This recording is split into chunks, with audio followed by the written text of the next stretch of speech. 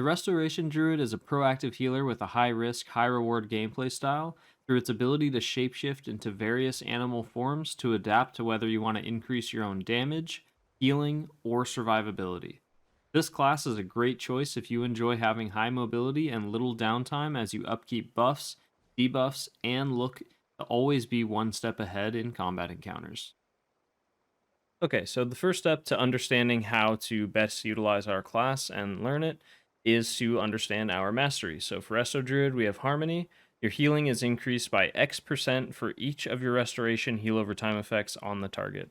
So this is why you'll see as we continue to explain the class that the gameplay revolves around applying as many heal over time effects to your target as you can before pressing any direct heals.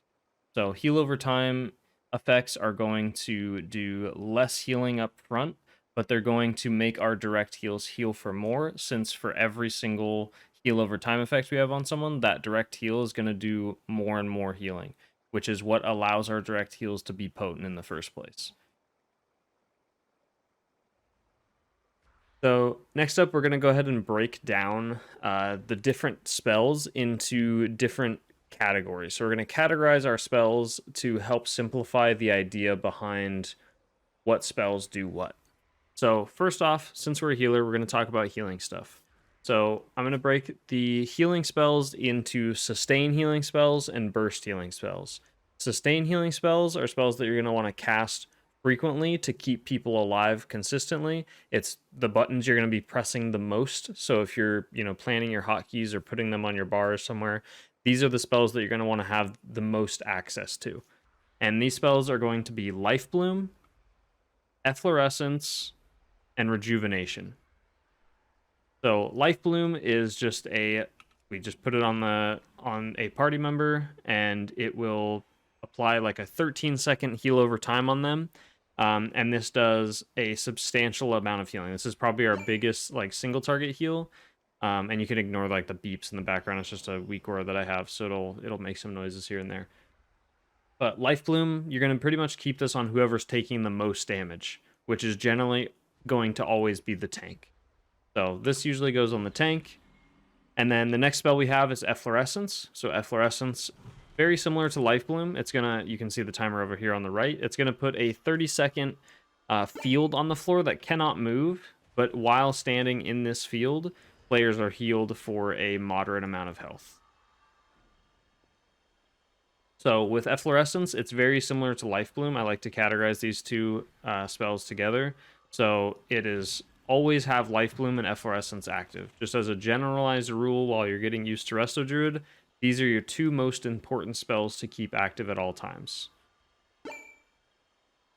The last sustain healing spell that we have is going to be Rejuvenation. Rejuvenation, very similar to Life Bloom, it's just another heal over time effect.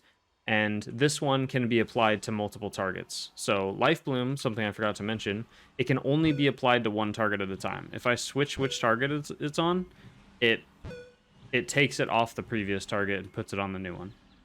Rejuvenation, however, does not do that. You can apply Rejuvenation as much as you want.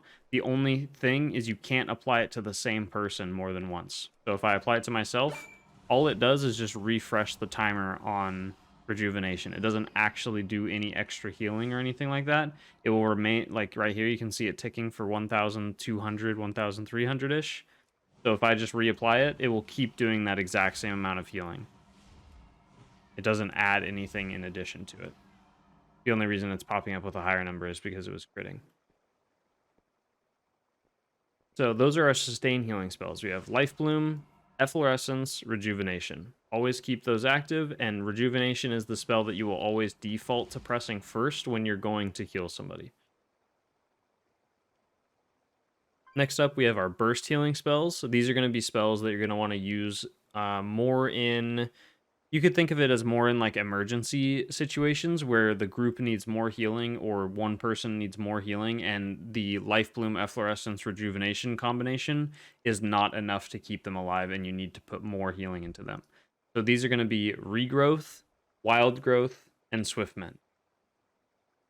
Regrowth is just a casted heal. It's about it depends on the cast time, but it's about a 1.5 second cast time, and it just does a burst of single target healing, and then it applies a heal over time effect for 15 seconds on the target that heals for a low amount.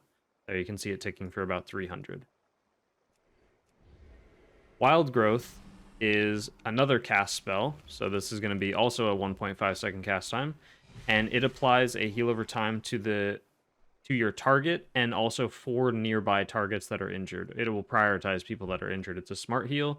So the way that works is whoever you target it with, it will pick 4 other players surrounding that person and put Wild Growth on them. And as you can see, Wild Growth is just a short heal over time effect, but it is a very powerful heal over time effect. So it does a lot of healing in a short amount of time. So here you can see I put it on and it heals 1.4, 1.4, and then as it gets lower on the duration, it heals for less and less. And then lastly, we have Swift Mend. So Swift Mend is a spell where you need an active heal over time effect on the target in order to use it, because it will consume 1 active heal over time effect. So I will put, for instance, Rejuvenation on the hunter, and then I will press Swift Mend, and there you can see it did a 17,000 heal, and that was without a crit. So Swift Mend is like your emergency instant cast. This person needs healing right now, and I don't have time to press anything else. Swift Mend is your big single target heal. And it is worth mentioning that Wild Growth and Swift Mend have cooldowns. Regrowth does not. So Regrowth is a good spammable casting ability that you can use to keep people topped up if they need a lot of healing. And you can also switch freely between which targets are taking it. And then Wild Growth and Swift Mend have cooldowns, as you can see.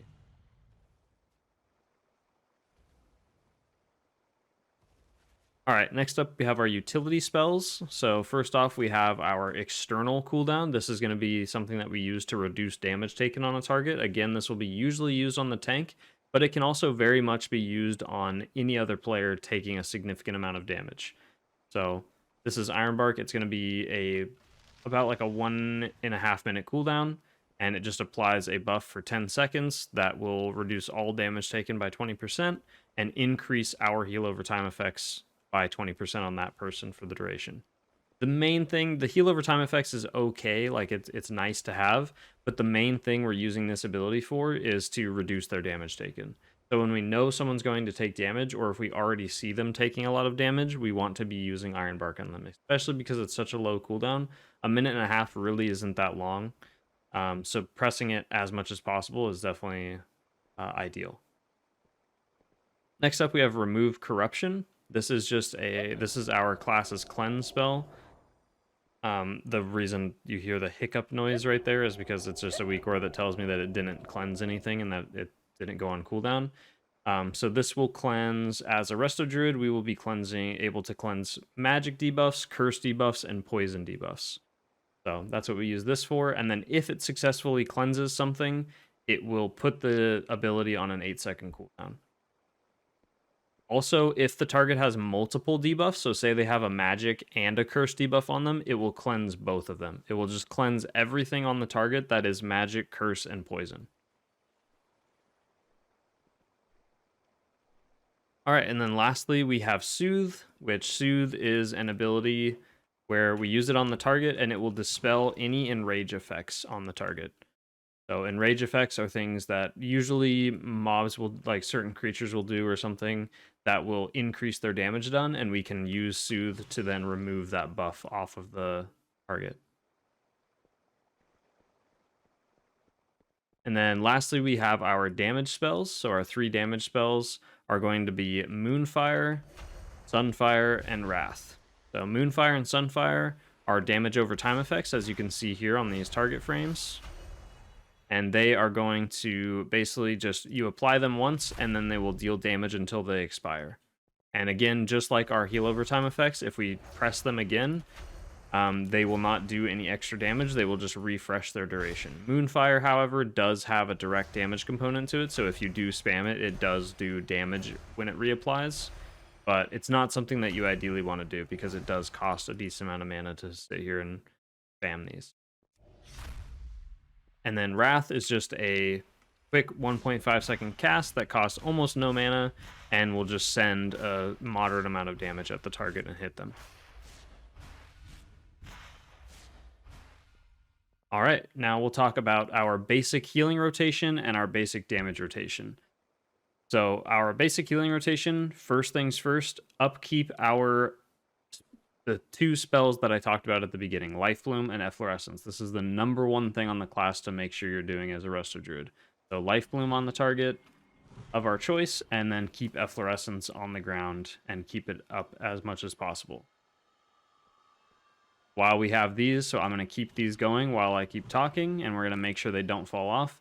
One thing to note is that any heal over time effects on targets, they do have something called the pandemic window, which means when this gets low enough, when it gets to about 4 seconds remaining on the buff, we can actually refresh it early, and it will increase the duration on the spell. So if I put it on myself, you see it only lasts 14 seconds, but if I refresh it again, it goes up to 19 seconds. So that's what the pandemic window is you have that 4-second increase of time. So you want to wait until it's about 4 seconds remaining on the buff and then refresh it. Or you can refresh it when it expires. But there's no downside to refreshing it at 4, because then you keep it rolling without it falling off and then not doing healing.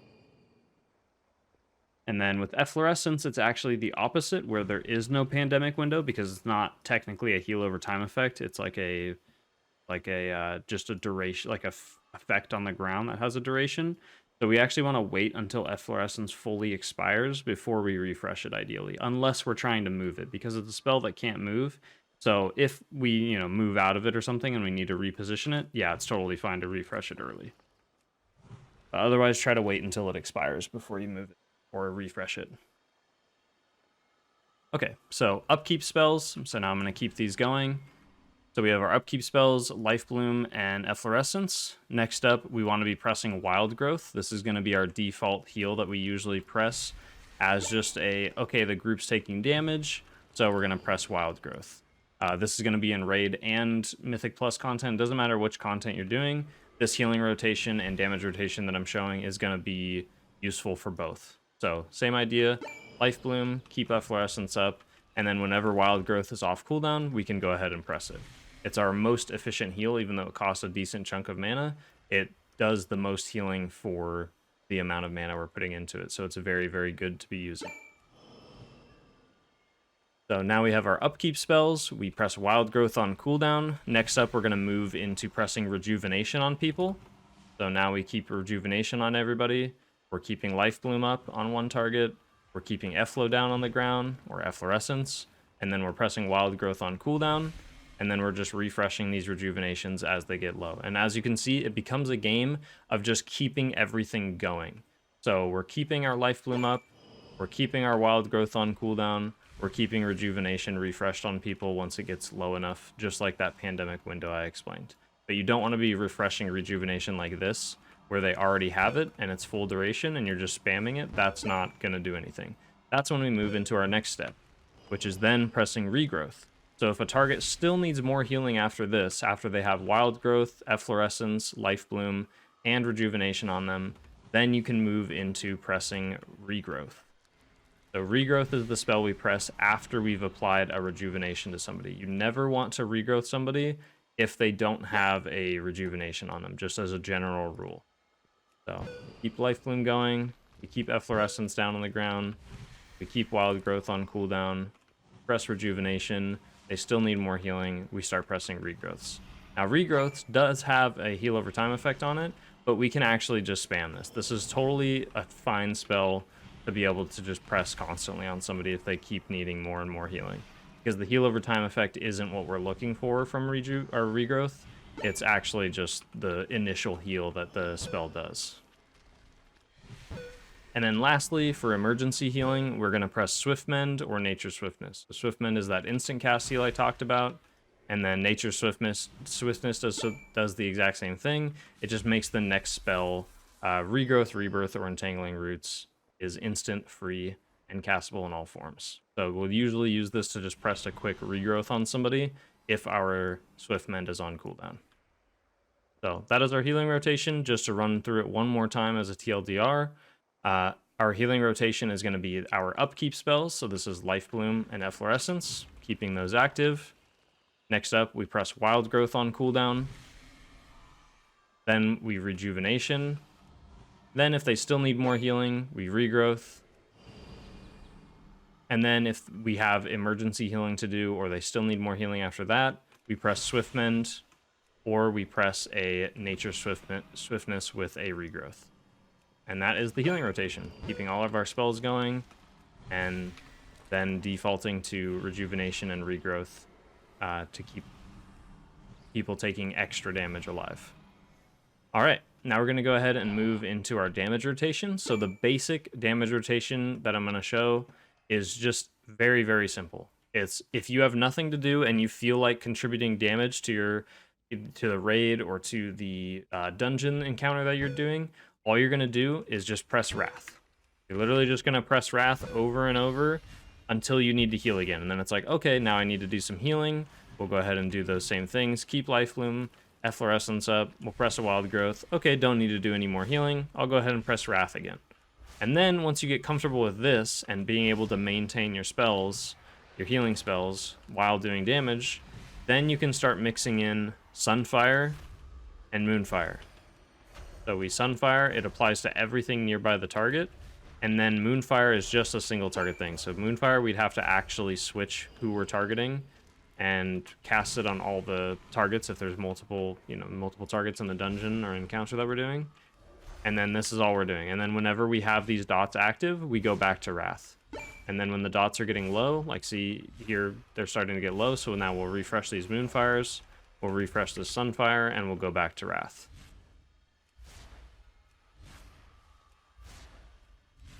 And then we'll refresh this Moonfire, refresh Sunfire, refresh these Moonfires, go back to Wrath. And that's our damage rotation.